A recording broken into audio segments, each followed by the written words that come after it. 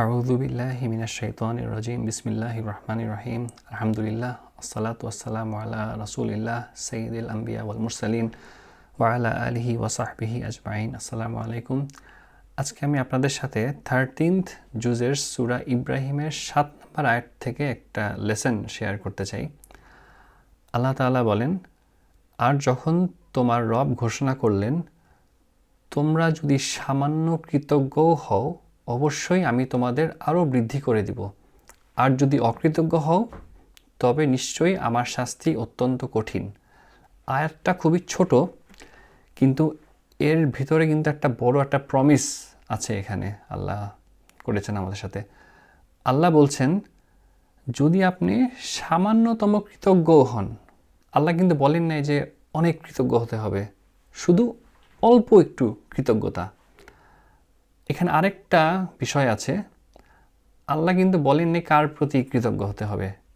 অবশ্যই প্রথমে আল্লাহর প্রতি, কিন্তু তার সাথে আপনার বাবা মা, আপনার শিক্ষক, আপনার জীবনসঙ্গী, আপনার ফ্রেন্ড, আপনার কলিগ, আপনার এমপ্লয়ার, মানে আপনার জীবনে অল্প উপকারও করেছে তাদের প্রতিও কৃতজ্ঞতা প্রকাশ করতে হবে।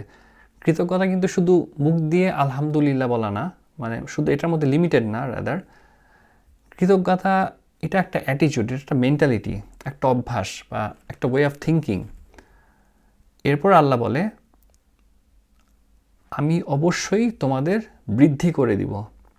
এখানে অ্যারাবিকে খুবই স্ট্রং ল্যাঙ্গুয়েজ ইউজ হয়েছে, যেন আল্লাহ নিজে শপথ করছেন যে আল্লাহ আমাদেরকে বৃদ্ধি করে দিবেন।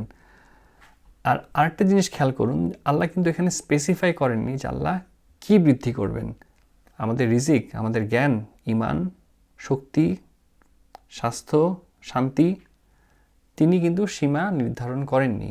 অর্থাৎ আপনার জন্য যা কল্যাণকর, যা আপনার দুনিয়া ও আখিরাতের জন্য উত্তম, তিনি সব কিছুকেই বৃদ্ধি করে দিবেন। এটা একটা ওপেন প্রমিস আল্লাহর পক্ষ থেকে।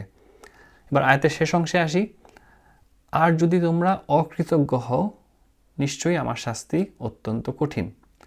দেখেন, এখানে কিন্তু একটা ভাষাগত সৌন্দর্য আছে। আল্লাহ কিন্তু চাইলে সরাসরি বলতে পারতেন যে তোমরা যদি অকৃতজ্ঞ হও তাহলে তোমাদের শাস্তি দিব।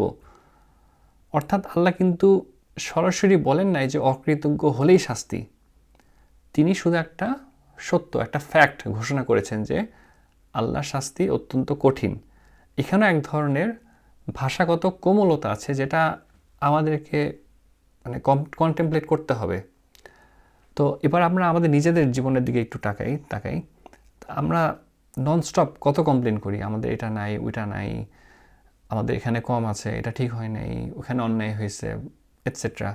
আমরা কনস্ট্যান্টলি নিজেদের অবস্থান নিয়ে অভিযোগ করি, আমরা অসুস্থ হলে অভিযোগ করি, আমাদের অভিযোগের কোনো শেষ নাই। অথচ আমরা কি কখনো ভেবে দেখেছি যে আমরা কতটা মানে বিপদ থেকে আমরা কত রক্ষা পেয়েছি, আমরা কতটা ব্লেসড হয়ে আছি আল্লাহর পক্ষ থেকে, এবং এত সব নিয়ামত পাচ্ছে যেগুলো আমরা আর্ন করি নেই, এগুলো আল্লাহ আমাদের এমনি দিচ্ছেন। তার উপর আল্লাহ প্রতিশ্রুতি দিচ্ছেন যে আমরা কৃতজ্ঞ হলে আল্লাহ আমাদেরকে আরও বৃদ্ধি করে দিবেন, এবং আল্লাহ প্রমিস কখনো ভঙ্গ করবেন না, এটা আমরা সবাই জানি। সো আল্লাহ আমাদেরকে তার প্রতি কৃতজ্ঞ বানান, এবং আল্লাহ যে প্রমিস করেছেন, যে প্রতিশ্রুতি দিয়েছেন, সেই প্রতিশ্রুতির উপযুক্ত বানান আমাদেরকে। বারাকাল্লাহু লি ওয়া লাকুম। আসসালামু আলাইকুম ওয়া রাহমাতুল্লাহি ওয়া বারাকাতুহু।